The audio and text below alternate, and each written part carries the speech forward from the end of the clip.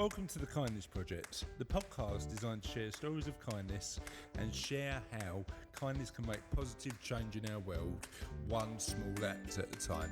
This week on the Kindness Project, we talk about European Earwigs, fascinating facts, and part one of the interview with the creator of Be My Eyes.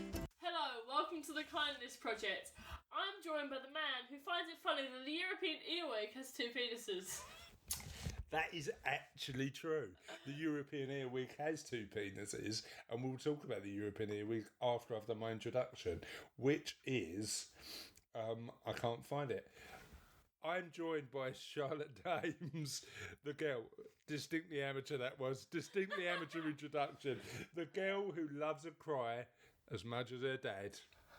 You do like a little cry, don't you? I love a cry. What was the last thing you cried about? I don't know. Overly emotional movies make me cry.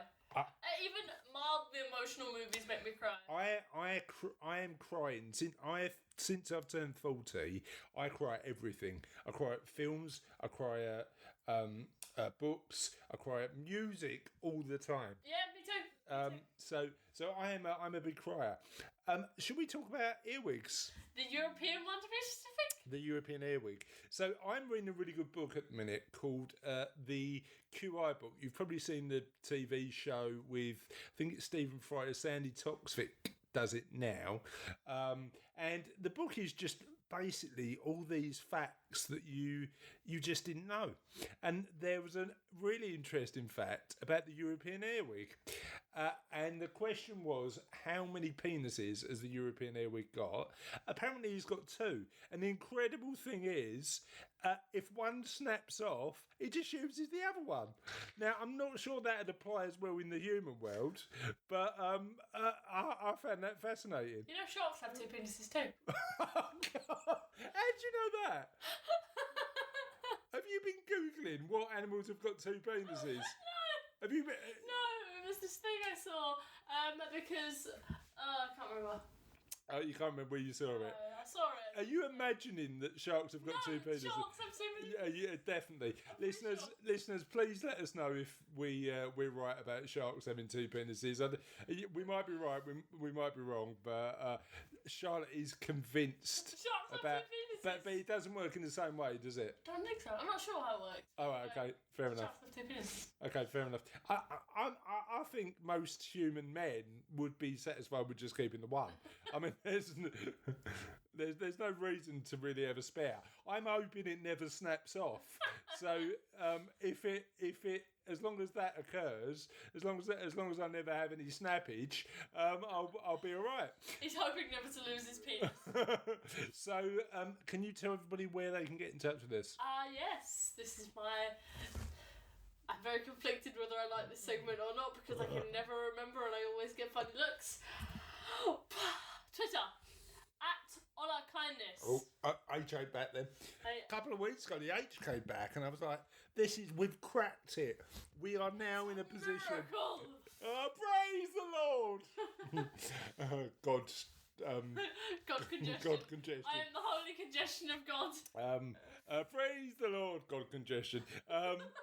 But the H hasn't returned. It's HollaKindness if you want to get in touch with us on Twitter. The H will only occur when you least expect it. It's a surprise. It's a mystery H. Yeah, any other ways that people can get in touch with us? You can do Facebook this week. Facebook. Yeah. HollaKindness. There wasn't any www. No, I don't know it. So it's www.facebook.com/HollaKindness /hello God's congestion. God's congestion /earwig /multiple penises. So any way you want to get in touch with us on that one, that'd be good. And then people can email and check out the website and do all that sort of stuff, can't they? Yes. The website is full of news about how people awesome are. That's not an English sentence. Okay, how awesome people are. 1, 2, 3. How awesome people are. So there's loads of really good stuff on the Kindness Project website. You can have a look. You can have a little search on there for previous episodes. Yes. If you'd like some more shambolic wafflings of Charlotte and I. If you'd like to understand a little bit more about Charlotte and I. But also, can I just say, the interviews we're getting on there are incredible. So we've got interviews from a bunch of people who are doing truly awesome stuff in the world. And that's growing every week. So feel free to check out the interviews on the website, because that'd be a really good thing to do. And feel free to get in touch. But before we get on with the show... It's finally time. It's finally time to do the... Have we got a jingle for this? Question of the podcast. Woo! So the question of the podcast this week is, when was the last time you cried? Yesterday. So no, I'm not talking about you. I'm talking to our listeners. So when was the last time you cried, listeners? I know with the broader philosophical questions, we tend not to, like, we get better answers typically when we talk about trivia. And when was the last time you cried is quite a personal question. But if you feel happy to share that with us, that'd be good. Yes. And we'll be really sensitive about any answers you give us. So and even if it's crying of laughter, we'll be fine with that. Crying for any reason, you need to let us know. Internally or externally. Crying inside or crying outside, they both count. And crying in pain might count. Crying in pleasure might count. Crying in laughter might count. Crying in sadness might count. So any sort of crying is applicable. So with that being said, should we get on with kindness news? Yes. So here we are for another episode of Kindness News. Shall we do the jingle? No. Okay, we're not. We're going to head straight into Kindness News. I'm kidding. Oh, you want to do it? Kindness News. So we need. What I'm going to do is start to a poll and decide what the jingle from Kindness News needs to be backed up by. Is it A, drum and bass beat? Is it B, disco, or is it 3, opera? Or is it C, just an operatic background, just violins and stuff like that? Or is it D, locked in a brick container where nobody can hear it? I don't know. D, probably. What edition is this week's Kindness News? Anti-bullying. Anti-bullying edition, sounds good. Tell me about it. Okay, what would it be like if you could show the world what a million acts of kindness looked like? This question may seem impossible to answer to most, but it was the foundation of Brian Williams' career. Williams was in between jobs when he was on the phone catching up with his former martial arts instructor who posed that very question. Although it was just a random thought, it sparked an idea with Williams that he wanted to test by speaking at a local elementary school to promote kindness.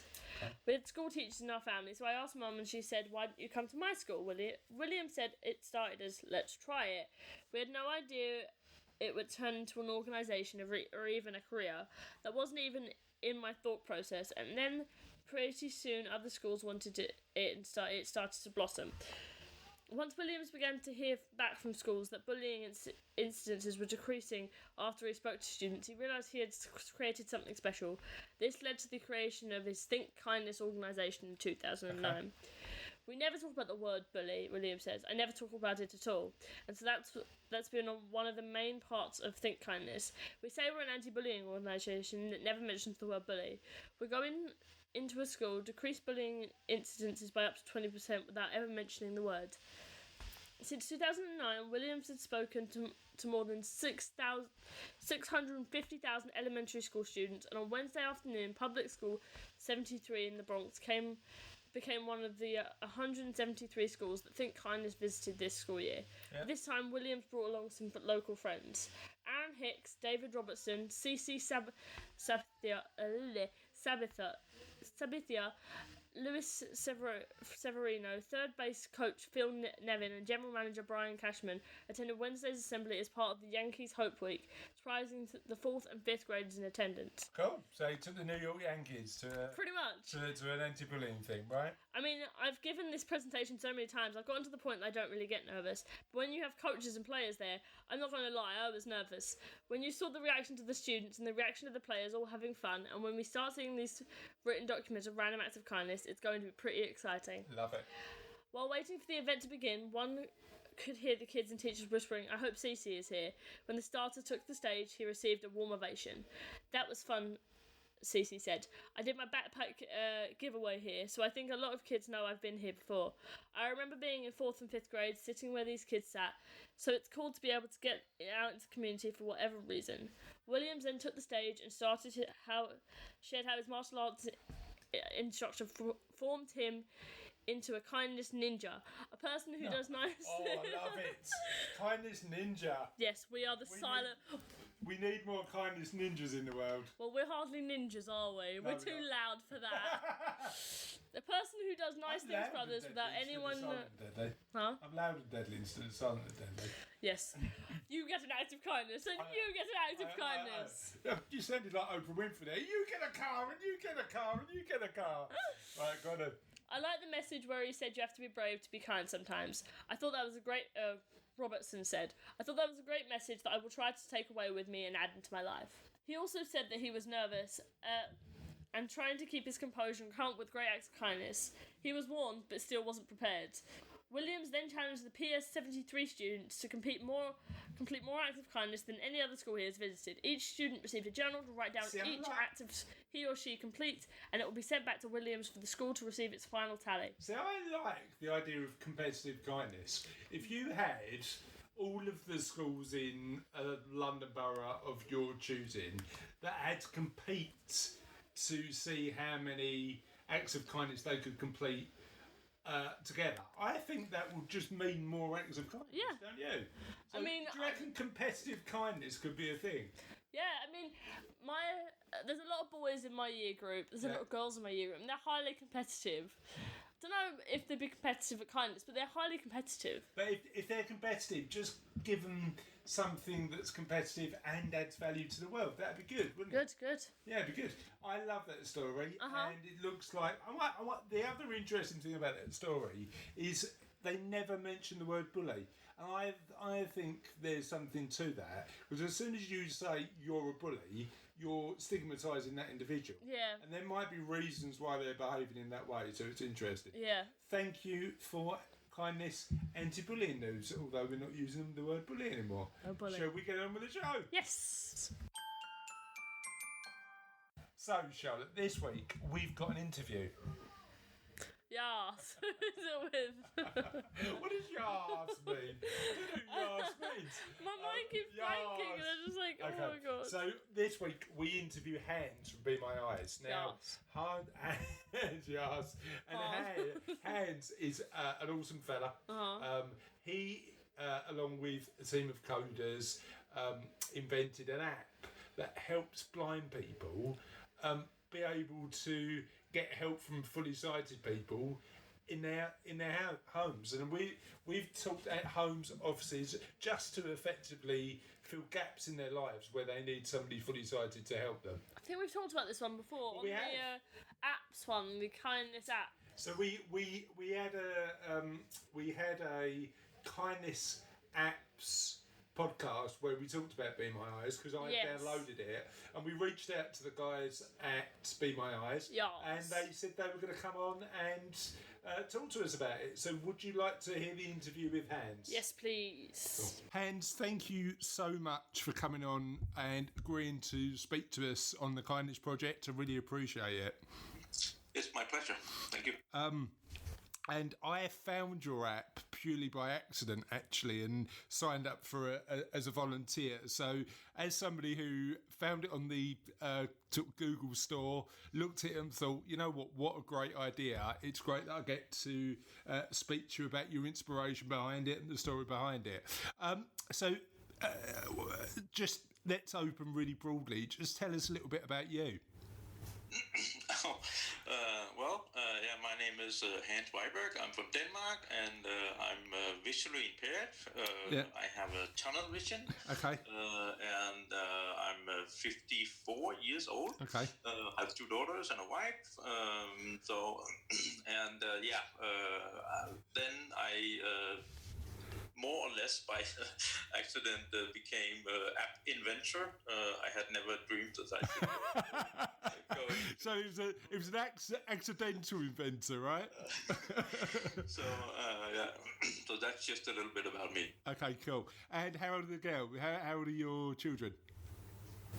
They are 20 and 17, so okay. They are a bit older than yours. Okay, and boys or girls? What have you got? Two girls. Two girls. Okay, so you're like me. You're completely outnumbered in your house, right? Yeah. Exactly.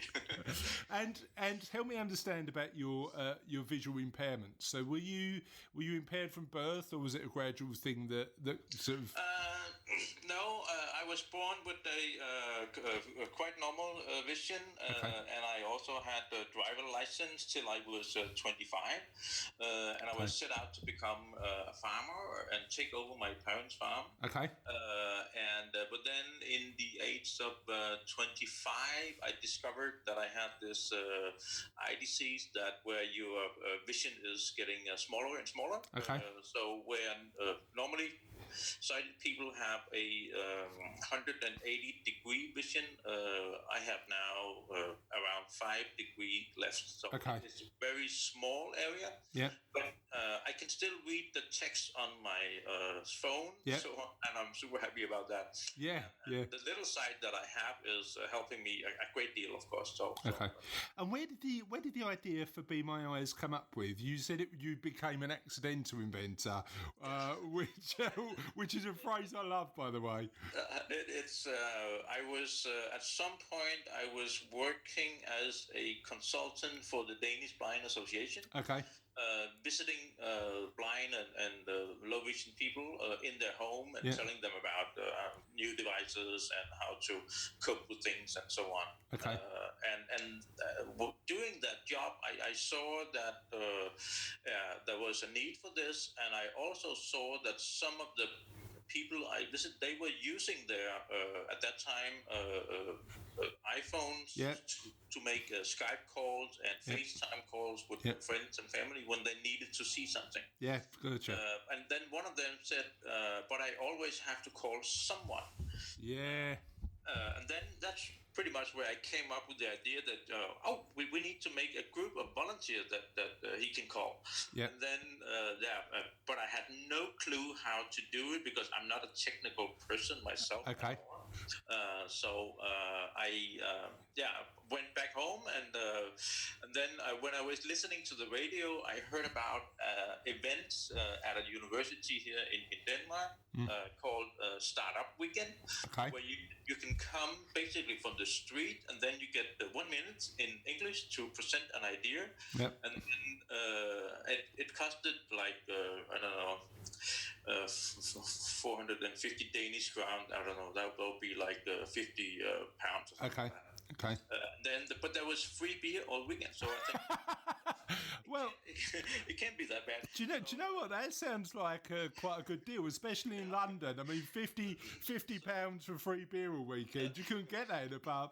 But I can tell you that it was really difficult to find time to drink any beer because it was so exciting and yeah, quite a dynamic event, right? I went there and I got my minute and 7 other people was thinking that this idea was good, and they joined my team. And then the idea is that you kind of develop the idea over the weekend, and then on Sunday you present it to some judges, and we won the prize for the most innovative idea.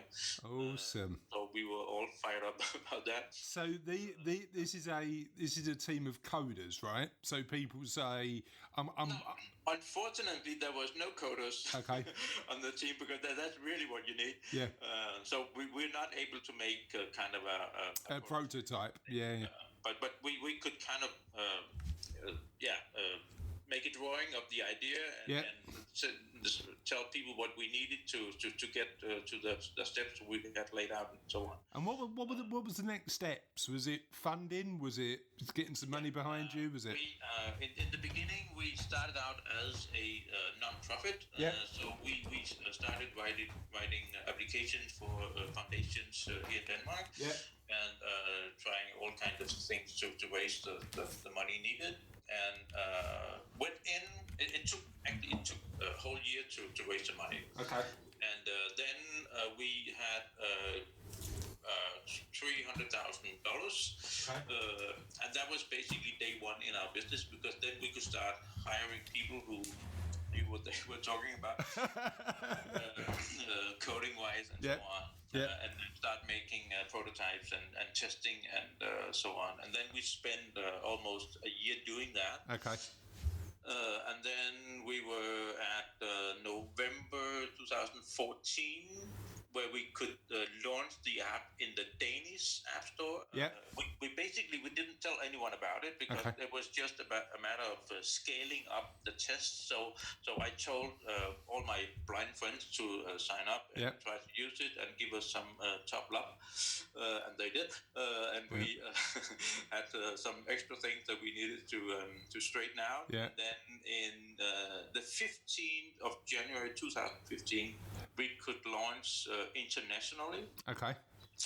And that was a tremendous experience for all of us, because we were completely blown away by how many people wanted to join. Gotcha. And also the interest from the press. Within the next 3-4 months, I gave 2, 3, 5 interviews a day.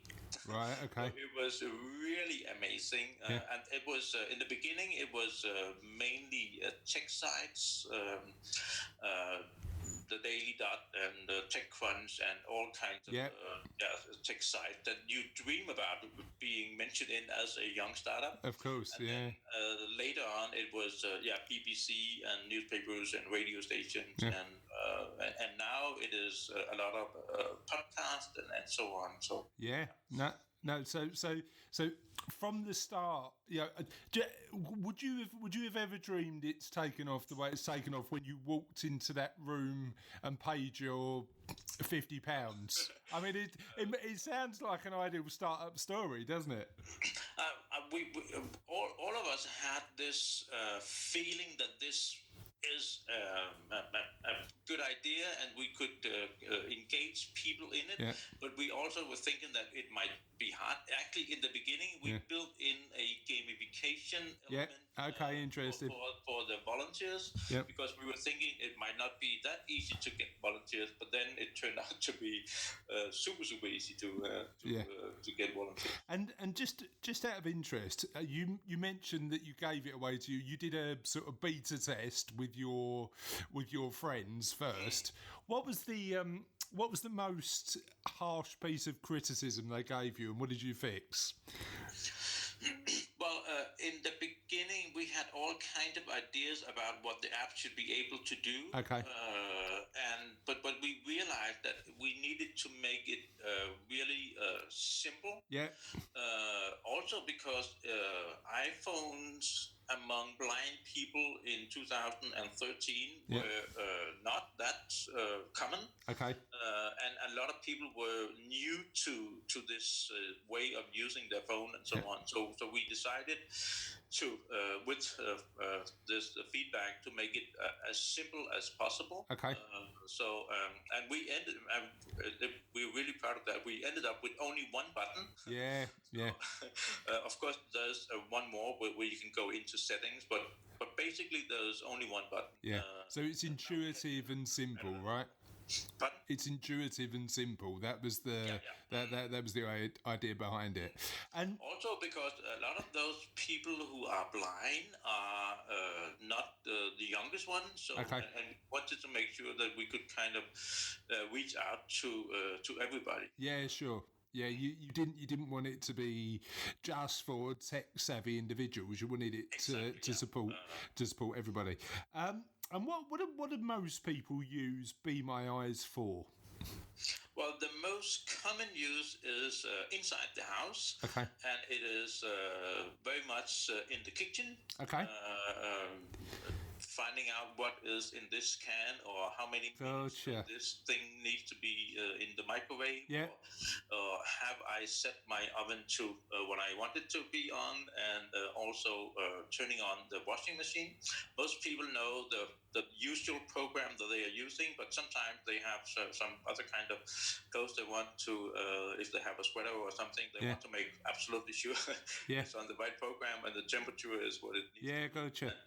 And we also make a lot of coffee because it's kind of madness. But these days you need a master degree to make a cup of coffee. In the good old days, there was one button and it was either on or off. Yeah. Now, if you want an Americano or a cappuccino. but imagine being blind and meet one of these fancy coffee. Yeah, gotcha. So we do a lot of coffee as well, and also of course computer issues. If you are blind and you then you will be using a screen reader that will tell you read out what's on the screen. Yep. But when you're updating your computer, the screen reader stops talking. Yep. And then you have no clue what's going on. Gotcha. You need Be My Eye to kind of make sure that everything is working out as it should. And if you need to put in a check mark in some box and something like that. Gotcha. It's really interesting, Hans, because one of my best friends is visually impaired, and when I used to go around his house for a cup of tea, he used to have and I'm going back probably sort of 15-20 years now, but he still uses it. He had this thing that effectively told him when the hot water was up to a certain level, so he didn't. And it was simple but genius. It just beeped when it got to a certain level, but just so he didn't spill water everywhere. I don't know whether that would work with a complicated coffee machine, and certainly Be My Eyes is a far better solution for that. But yeah, you know what? It's interesting because I think the stuff that you just take for granted when you've got that visual impairment, having that just little bit of support to say how many minutes or what does that say is obviously invaluable. And what's your favourite story of? I know you've got because I use the app, I get your regular emails of stories of people using. Well, what's your favourite? I got a mail from a lady, and she was telling me that she has been using Be My Eyes when she was out shopping to find some vegetables.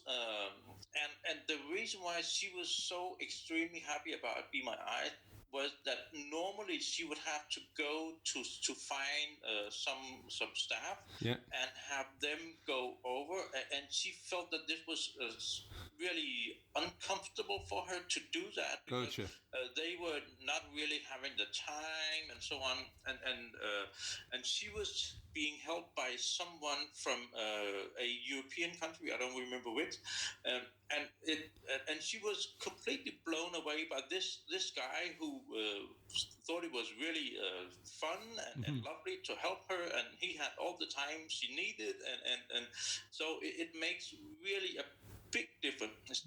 She would have gone home with the same stuff, but the experience was totally different.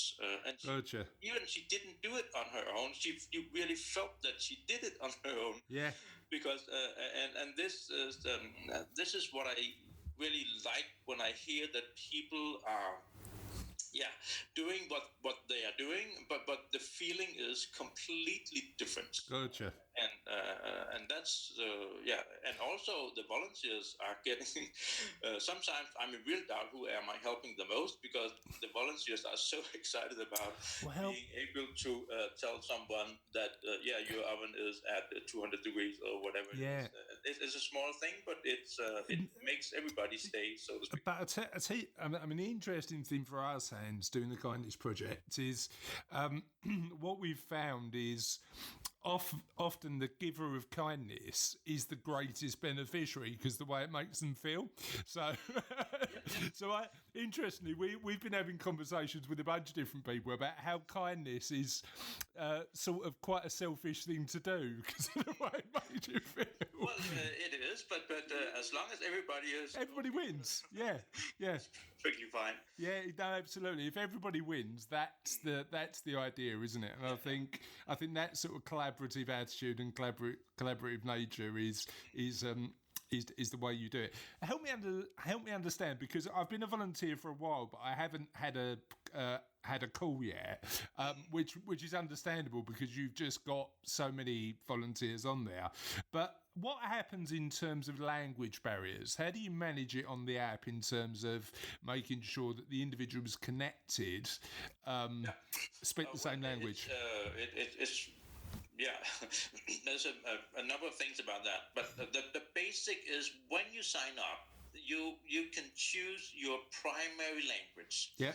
And that would most likely be your native language. And then if you speak a foreign language, you can add that as your secondary language. Okay, cool. Yeah. Then if I, here in Denmark, if I want help, then I will just tap the button and then it will find someone else speaking Danish. Gotcha. And but if I want to be helped after 9 o'clock at night, then we do not call people after 9 o'clock. Okay. But then we find someone in another time zone. Oh, gotcha. Yeah, and if you speak English, that's no problem.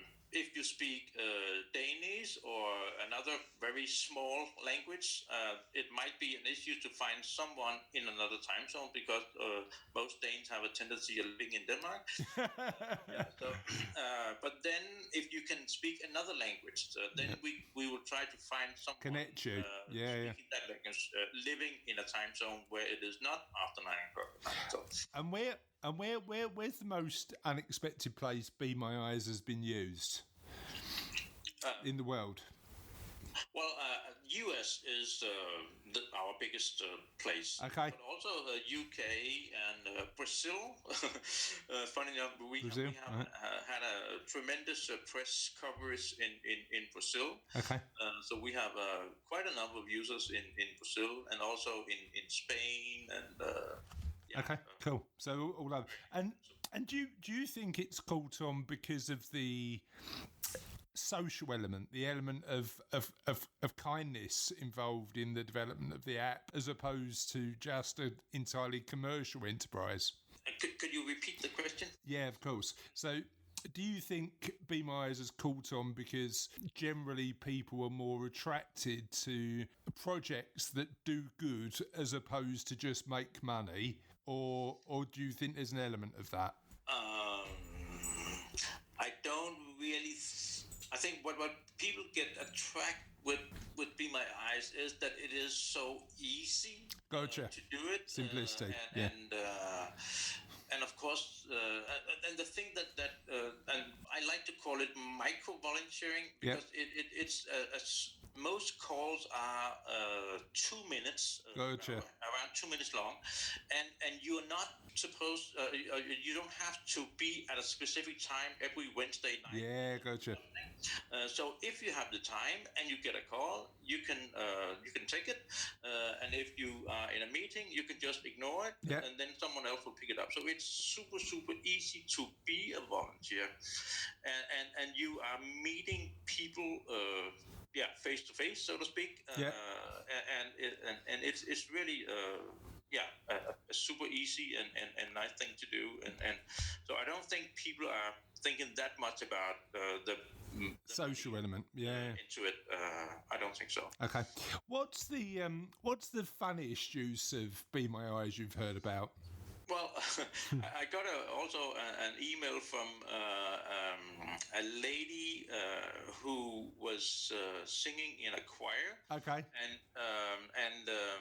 And she needed a pair of black shoes, and she was using Be My Eyes to find them. And then the volunteer was completely surprised because she was in the middle of her choir.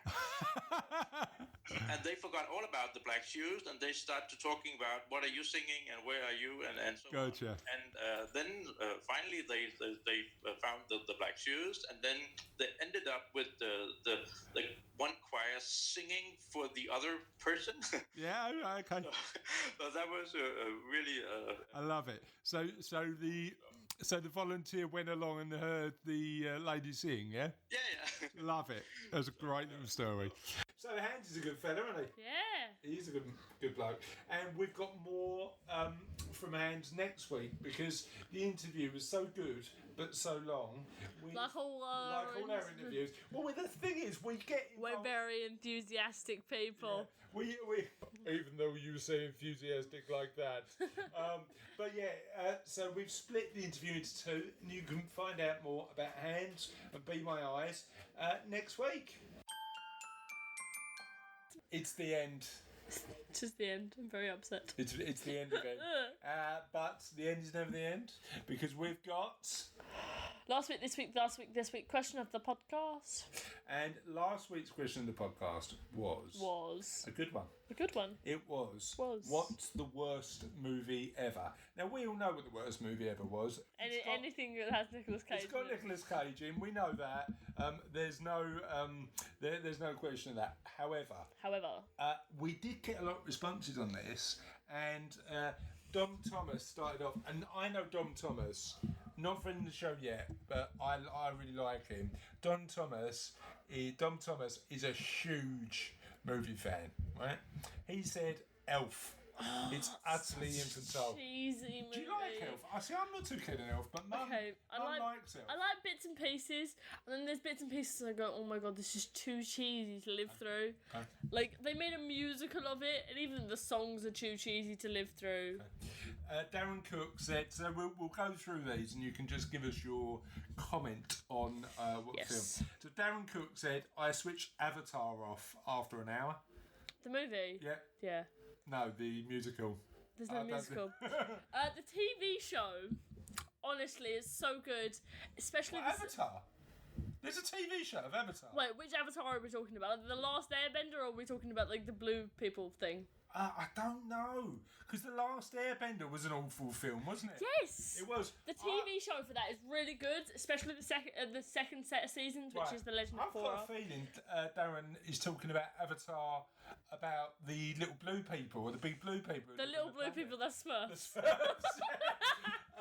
Sorry, we've just butchered up your answer. He's definitely not talking about the Smurfs. I think he's talking about the big blue people on the Avatar planet, but I might be wrong. I don't know. I haven't watched John it. John Cook said, I'm quite tempted to say something really awful and standard, but I'm going more personal. Scent of a Woman contains the worst blind acting I've ever encountered.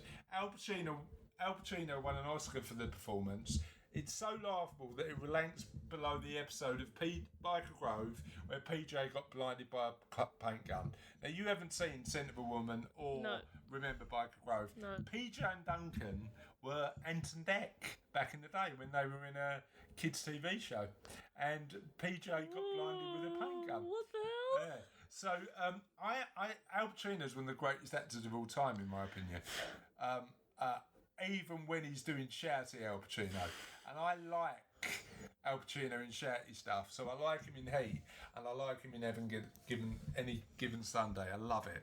Scott Gallagher said, intersection. Half a dozen people sat in front of us in the pictures actually walked out before the end of the film. I don't know whether this counts, but I went to a showing of a film called Insomnia with Al Pacino and Robin Williams.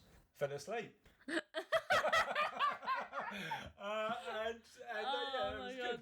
I went to a film called Insomnia. I fell asleep. Yeah, if that's ironic, I think it is. If that's not ironic, I don't know what is. Howard Bullock said Howard the Duck. I think we should all pick worst films named after us, because that sounds like a good thing. And Charlotte's Web. No, that's such a good movie. No, they are Charlotte's Web. That's such a good movie. Charlotte's Web is a great book and a good movie. Cry. Scott Gallagher said, I recall loving that as a kid. And Howard just went, Actually, I think you were mistaken. Roberta White. Now, come on, Robbie. What is going on with this answer? You're just wrong. Roberta White said Monty Python and the Holy Grail. Oh, God. My mother-in-law is a hamster.